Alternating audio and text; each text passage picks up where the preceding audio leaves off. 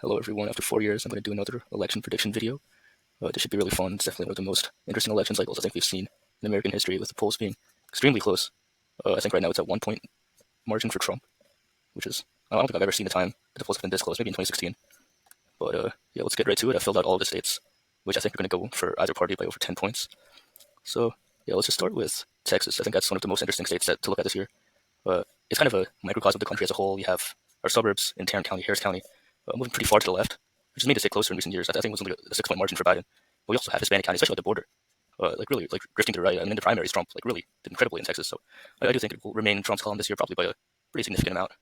I think it'll go around 8 or 9 points for Trump, considering that Biden's been shown to be losing votes among minority voters in most polls. And so I think those trends will counteract the suburban trends and give Trump a bit of a better margin.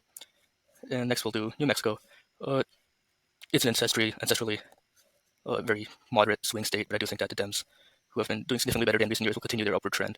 Although I do think that the margin this year will be a bit lower than it was in recent years, but I do think it will still go in the likely column for President Biden.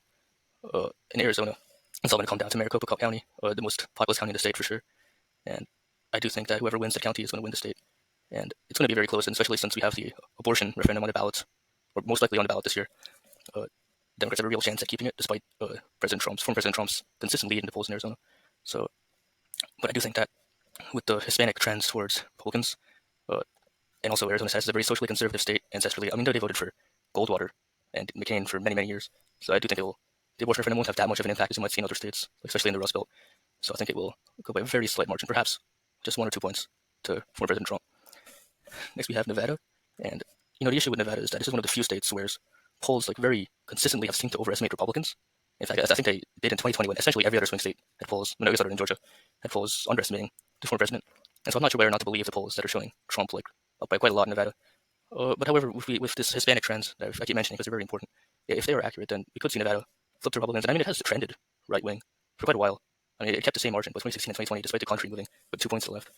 So if I had to predict now, I think I would say that Nevada very narrowly goes to former President Trump. Again, maybe 1 or 2 points.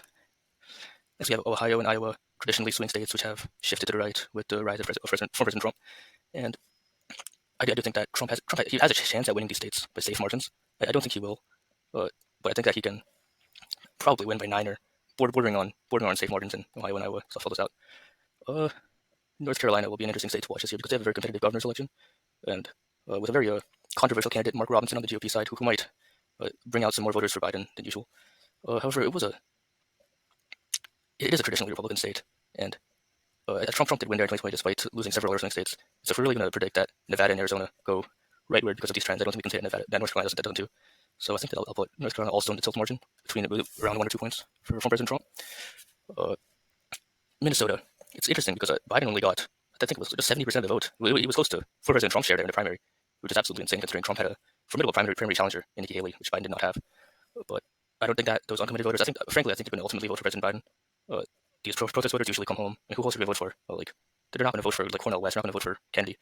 So I do think that Biden will pull it out, probably by a lean margin, maybe around 4 points, 5 points. I think it'll be closer than 2020 for sure. All right, Florida. So Republicans have gotten a huge voter registration advantage there. I think it's around 900,000 now, and the DeSantis' huge victory in 2022 with I think an over 20-point margin. But it does seem very unlikely that Republicans will lose the state in 2024. The abortion amendment, which will be on the ballot, might sway the state a bit more left-leaning than it would have been otherwise, but I don't think it will be enough. I think, honestly, Trump will improve his margin here despite the abortion referendum. So I think it will go by, whether likely or lean is tough, but I think it will go by lean just because of the referendum. New Hampshire. I think that New Hampshire is going to stay in the Democratic column, probably by a likely margin, honestly, because Trump is very unpopular in New Hampshire. It's a very moderate state. I don't think they're going to vote in any significant number for President Trump there.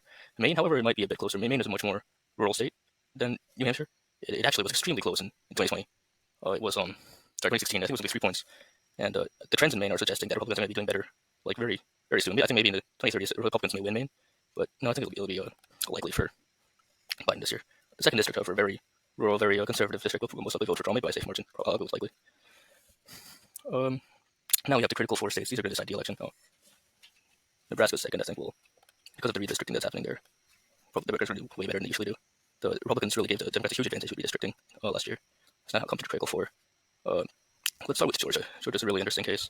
The Atlanta suburbs in Georgia have seriously cause a long-term problem for Republicans. It's probably a state, at least Florida, I'm most pessimistic on for Republicans in the long term, because if you look at these trends, like Gwinnett County, DeKalb County, they've moved to Biden by huge numbers, and Republicans just don't have much room to grow in these rural counties in Georgia. They're already doing like 70%. In North Georgia, they're getting 80% in many cases.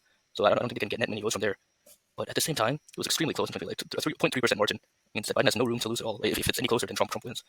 And so I think that if we see at least some sort of suburban reversion back to Trump, at least a bit of it, and B, minority voters are really like shifting away from the Democrats, as the polls are suggesting. I think Trump will be able to win by a narrow margin, but in the long term, I think Republicans will have serious trouble in Georgia.